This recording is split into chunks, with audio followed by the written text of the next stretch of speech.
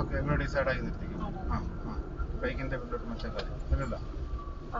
Okay okay. അപ്പോൾ ബ്രേക്കും ആക്സിലേറ്ററും ഉണ്ടാവും. വണ്ടി ഇങ്ങനെ കുത്തി ഓഫായി പോയി നിൽക്കുകയുള്ളൂ. അപ്പം നമ്മൾ എന്ത് ചെയ്യരുത്? അപ്പം ആ ക്ലച്ചിന്റെ പിന്നിലോട്ട് നമ്മുടെ ഇടതുകാലും ആക്സിലേറ്ററിന്റെ പിന്നെ ബ്രേക്കിന്റെ പിന്നിലോട്ട് ആക്സിലേറ്ററിന്റെ പെടലുള്ള കാലും വലതുകാലും വന്നിട്ട് വേണം നിർത്താൻ വേണ്ടിയിട്ട്. ഓക്കെ. ഗിയർ മാറണ്ട, ഞാൻ പറഞ്ഞുതരാം. ഓക്കെ. ക്ലച്ചിന്റെ കാലെടുക്ക്. നമുക്ക് ഫസ്റ്റ് ഗിയറിൽ നമുക്ക് പോകുന്നതുകൊണ്ട് കുഴപ്പമൊന്നുമില്ല. ഇത് കണ്ടോ എന്താ ഫീൽ ചെയ്യുന്നത്? ആക്സിലേറ്ററിന് കാലും ഒരു എൻജിൻ ബ്രേക്കിംഗ് എന്ന് പറഞ്ഞ ഗിയറിനകത്ത് നമുക്ക് ഒരു പിടുത്തം ഫീൽ ചെയ്യും. ആക്സിലേറ്ററിന് കാലം ഇപ്പം നമ്മൾ തേർഡ് ഗിയറിൽ പോകുന്ന പോലെയാണ്. അപ്പം നമ്മൾ ഇപ്പോൾ ഫസ്റ്റ് ഗിയറിൽ പോകുന്നത് കണ്ടോ വണ്ടി ബ്രേക്ക് കൊടുക്കണ്ട. ബ്രേക്കിന് കാലത്തോ. ഓക്കെ. ഒന്ന് ക്ലച്ച് ഒന്ന് ആദ്യമേ ചവിട്ടി വെക്കും. ക്ലച്ച് വിട്ട് കണ്ടോ വണ്ടീൻ്റെ സ്പീഡ് എന്ത് ചെയ്യുന്നത്? വണ്ടീൻ്റെ കൂടുകയാണ് ചെയ്യുന്നത്.